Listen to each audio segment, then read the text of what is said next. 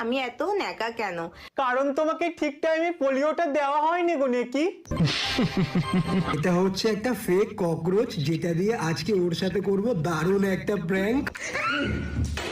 ও বাবা গো, আরশোলা দেখে নেকি একেবারে গুটিয়ে যাচ্ছে, অ্যাজ ইফ ওটা আরশোলা না বাঘ। দেখো দেখো দেখো কত বড় আসলে, দেখো দেখো কত বড় আসলে, দেখো